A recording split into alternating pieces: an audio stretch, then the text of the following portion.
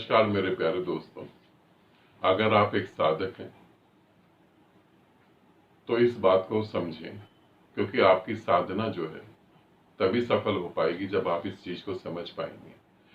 साधक सभी चीजों से मुक्त हो सकता है पूर्णतः, मगर अपने परिवार से मुक्त होने में सबसे बड़ा कष्ट होता है। मोह बंध जाता है पत्नी से, बच्चों से, पति से, और ऐसा मोह होता है ये हमें दिखता नहीं है, मगर जब घटना घटती है तो हमें पता लगता है। तो एक साधक को ये समझना चाहिए। अब हम इसके ऊपर बात करते हैं और मैं आपको एक सत्य घटना के बारे में भी बताता हूं जिसे आप अच्छे से समझ पाएंगे। अब पहले हम अपने परिवार को समझते हैं। आपका परिवार जो है उसमें आपकी पत्नी है, पति है, बच्चे हैं, माँ बाप हैं, भाई बहन है। ये ऐसे ही नहीं जुड़ जाते, ये ऐसे ही नहीं जुड़ते। कहीं ना कहीं इनका और आपका कर्मों का लेना देना होता है। अकारण इस ब्रह्मांड में कुछ भी नहीं घट रहा है, हर चीज का कारण होता है।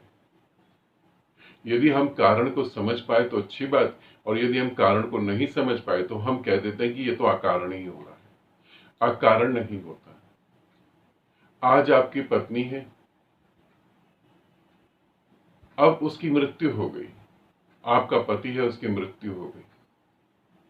अब वो किस रूप में आपके पास आएगा आपको ये पता ही नहीं।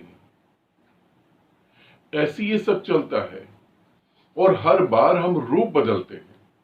इस बात को ध्यान रखना। आज जो मेरी पत्नी है, मेरी मृत्यु के बाद, उसकी मृत्यु के बाद वो कल मेरी पत्नी बनेगी, ऐसा सत्य नहीं है। ऐसा सत्य नहीं होता है। हम जो कहते हैं ना, पति पत्नी का जन्म 7 जन्मों का है, 7 जो है 7 जन्मों का है, ये कहानियों में और पढ़ने में ठीक है, मगर ऐसा नहीं होता। हमारे कुछ कर्म होते हैं, उन कर्मों के हिसाब से ही गति हो पाती है। जब हम जन्म लेते हैं तो हम ये तय नहीं करते कि मैं फीमेल बनूंगा और मैं मेल बनूंगा, ये तय नहीं होता। सिर्फ तय होता है मुझे वहां जन्म लेना है। मेल और फीमेल तय नहीं होता है। और जब आपको एक शरीर दिया जाता है, माँ के गर्भ में जब शरीर होता है, तो वो मेल बनेगा या फीमेल बनेगा ये भी बाद में डिसाइड होता है।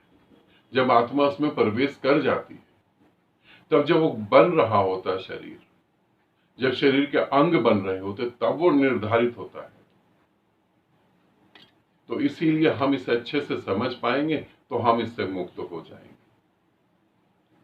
और यदि नहीं समझ पाएंगे तो कितने मंत्रों के आप जाप कर लो, कितनी साधनाएं कर लो, कितना कुछ कर लो, कोई फर्क नहीं पड़ने वाला।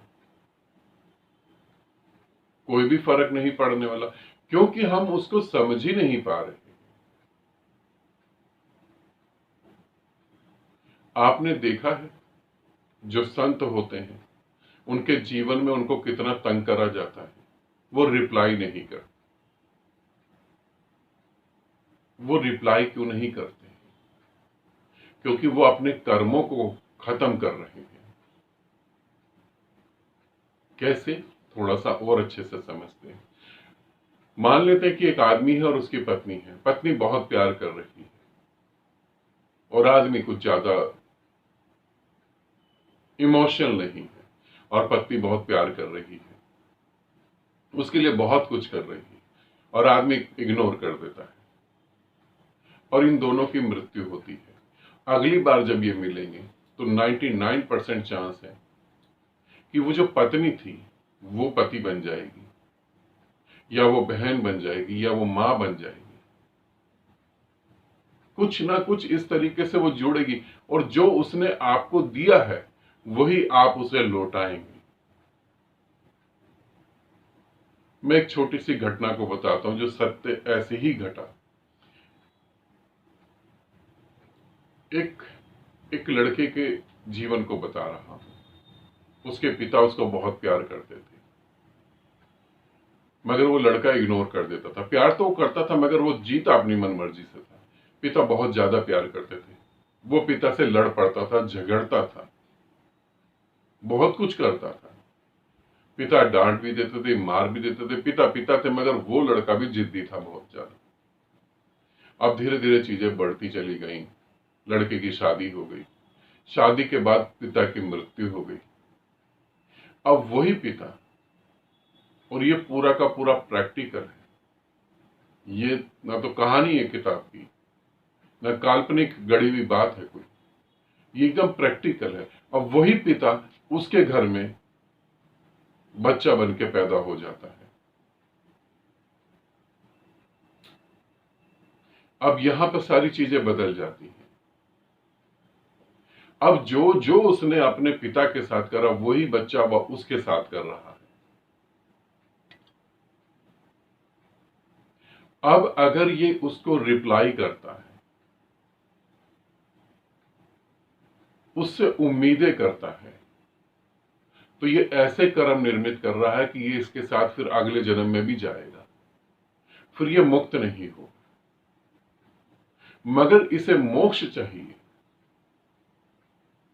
तो इसे बहुत जगह बातों को स्वीकार करना पड़ेगा, ये जानते हुए कि जो मैंने करा है वही मेरे पे लौट के आ रहा है, जो मैंने करा है वही मेरे पे लौट के आ रहा है। तो उसे स्वीकार करना पड़ेगा, उस बात को, उस घटना को स्वीकार करना पड़ेगा। और यदि वो उसका रिप्लाई करता है तो अपने कर्म बना रहा है, फिर वो मुक्त नहीं हो पाएगा। और यदि वो स्वीकार करता है तो कर्म बनेंगे ही नहीं, फिर कर्म बंधन जैसा कुछ भी नहीं है। आपने सुना होगा, अगर आप ध्यान साधना करते हैं और ग्रंथ वगैरह पढ़ते हैं तो आपने सुना होगा कि एक दिन की बात थी, सुबह का टाइम था, बुद्ध प्रवचन कर रहे थे, एक आदमी आया और बुद्ध के मुंह पे थूक कर चला गया। बुद्ध कुछ नहीं बोले। इसके पीछे की बातें हमें नहीं पता, बुद्ध कुछ भी नहीं बोले। मगर हम और पीछे जाए तो हमें पता लगेगा कि बुद्ध ने बहुत बड़ी चोट उस आदमी को पहुंचाई थी, जिसकी वजह से उस आदमी की पूरी टांग काट दी गई थी, नहीं तो उसकी मृत्यु हो जाती। बुद्ध ने उसे चोट पहुंचाई थी और उस चोट के कारण उसकी टांग कट गई और अपाहिज होकर उसने पूरी जिंदगी जी।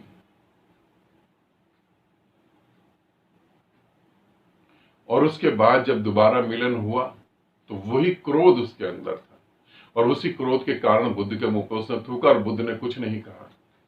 क्यों कुछ नहीं कहा? बुद्ध को भी पता था ये कौन है। बुद्ध के सामने तुम खड़े हो जाओ और बुद्ध तुम्हें जान ना पाए, ऐसा तो हो नहीं सकता। बुद्ध को भी पता था कि ये कौन है। बुद्ध ने अपने पास पड़े हुए कपड़े को उठाकर थूक को पोंछ लिया। अब ये कर्म खत्म हो गया। बुद्ध अगर उसे रिप्लाई करते तो वहां उसके साथ बुद्ध अपने आप को कनेक्ट कर लेते, जोड़ लेते। मगर इतना बोध और इतना होश होने के कारण बुद्ध ने अपने को जोड़ा नहीं। उसका भी कर्म खत्म हो गया, बुद्ध का भी कर्म खत्म हो गया। फिर दूसरे दिन वो आया वापस और रोने लगा और उसने कहा कि अब मुझे सन्यास दो। ध्यान रखना, अब उसने कहा कि मुझे सन्यास दो, मैं इस जीवन से मुक्त होना चाहता हूं। तुम इस बात का ध्यान रखना, अगर बुद्ध उसे थप्पड़ मार देते या बुद्ध अपने साधकों को कहते कि ये करो, धक्का देके निकाल दो इसको, तो वो उसी कर्म से बंधा रहता, बुद्ध भी बंधे रहते और वो कभी भी मुक्ति की तरफ नहीं जा पाता। यही आप सबके घर में भी हो रहा है। पत्नी तंग कर रही, ऐसे ही नहीं तंग कर रही, आपने भी कुछ ऐसा करा था। हो सकता है वो पिछली बार मां हो सकता है वो पिछली बार बहन हो सकता है वो पिछली बार पिता हो, कुछ भी हो सकता है। पर्दे के पीछे बहुत कुछ चल रहा है जो तुम देख नहीं पा रहे।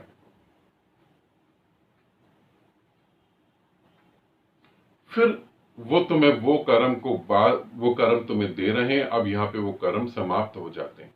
तुम यदि रिप्लाई करते हो, उलझ जाते हो, तो फिर तुम आगे जाओगे, फिर तुम मुक्त नहीं हो पाओगे। कितने मंत्र पढ़ लो, कितनी साधनाएं कर लो, तुम जब इस बात को नहीं समझोगे तो आगे तुम गति नहीं कर पाओगे। और ध्यान रखना, जैसे ही किसी के कर्म पूरे होंगे वो तुम्हारे से विदा हो जाएगा, वो तुमसे विदा हो जाएगा। तुमने एक स्त्री पर या तुमने एक आदमी पर या तुमने किसी पर भी बहुत अत्याचार करा, बहुत अत्याचार करा कि उसकी आत्मा तक रो पड़ी, इतना अत्याचार करा। अब उसकी मृत्यु हो गई, तुम्हारी भी मृत्यु हो गई, तुम कहीं पैदा हो गए और वहीं वो किसी रूप में पैदा हुआ और वो तुमसे जुड़ गया। अब बदला लेने के लिए तो जितना पास होगा दुश्मन उतना अच्छा बदला ले पाएगा। अब वो तुम्हारे इतना पास में आके जुड़ गया और अब वो बदले ले रहा है, पूरी तरह से बदले ले रहा है। मगर तुम ध्यान रखना, यही बात अच्छे कर्मों पे भी है। तुमने अच्छे कर्म करे किसी के साथ, वो वापिस आएगा, फिर उन अच्छे कर्मों का फल तुम्हें देने आएगा। मगर यहां पर तुम्हें क्या करना, तुम्हें शांत भाव में रहना है, स्वीकार भाव में रहना है, क्योंकि अब तुम आना नहीं चाहते। यदि तुम इसमें उलझ गए और कितना मंत्र पढ़ लो, कितना कुछ कर लो, अगर तुम इसमें उलझ गए तो तुम मुक्त नहीं हो पाओगे। और जैसे ही उसके कर्म पूरे होंगे वो हमेशा के लिए विलीन हो जाएगा, मुक्त हो जाएगा। अब आगे की जर्नी वो चालू करेगा, वो आगे गति करेगा। यही गुरु और शिष्य के बीच में होता है। यही गुरु और शिष्य के बीच में होता है। जब शिष्य जो है वो गुरु को तंग करता है, परेशान करता है, गुरु कुछ नहीं, गुरु स्वीकार कर लेता है कि ठीक है, कोई बात नहीं। फिर जब कभी वो दोबारा पैदा होता है, वो शिष्य जब दोबारा पैदा होता है और किसी और के शरीर में निराकार उतरता है, तब वो बहुत पीड़ा झेलता है। तब उसे सेवा का भाव आता है कि मैं सेवा करूंगा, मैंने बहुत गलत कर दिया। क्योंकि गुरु तो अपने में शांत और मौन है। और जैसे जैसे, इसे अच्छे से समझ लेना, जैसे जैसे उसके कर्म, शिष्य के कर्म खत्म होते रहते हैं, वैसे वैसे वो गुरु में विलीन होता रहता है। और एक ऐसा समय आ जाता है कि जब उसके सारे कर्म खत्म हो जाते हैं और वो पूर्णतः गुरु में विलीन होकर मोक्ष को प्राप्त हो जाता है। तुम भी यदि अपने गुरु से जुड़े हो तो तुम देखना कि तुम क्या कर रहे हो। क्या तुम भी एक जन्म और लेने की सोच रहे हो? क्योंकि गुरु तो शांत है अपने आप में।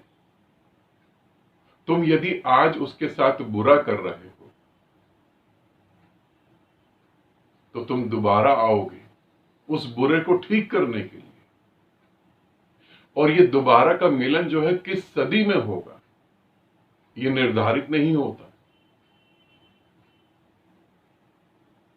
ये किस सदी, मैं अगर अपना पिछला जन्म देखता हूं तो मैंने पिछले जन्म के बाद अब जब जन्म लिया तो इसमें मेरे कई साधक जिन्होंने 3 बार जन्म लिया और 3 बार जन्म लेने के बाद उन्होंने 3 जन्मों में इतना नरक भोगा,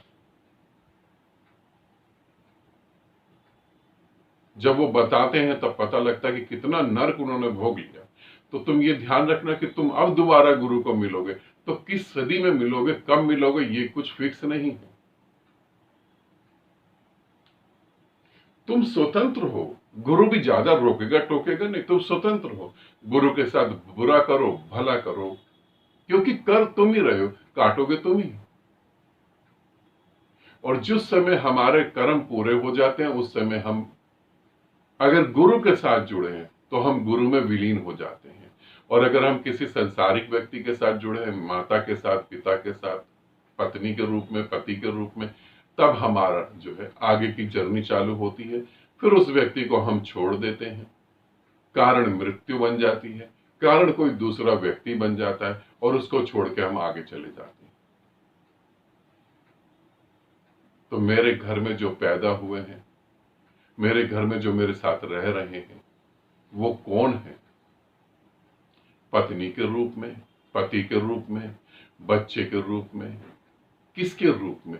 वो कौन है? वो मेरे ही कर्मों का परिणाम है। और ज्यादा इसमें मोह में मत पड़ जाना। ध्यान रखना, इसमें मोह में मत पड़ना कि ये सदा बना रहेगा। सिर्फ कर्म जब बराबर हुए, कर्म खत्म हुए तो वो विदा हो जाएगा।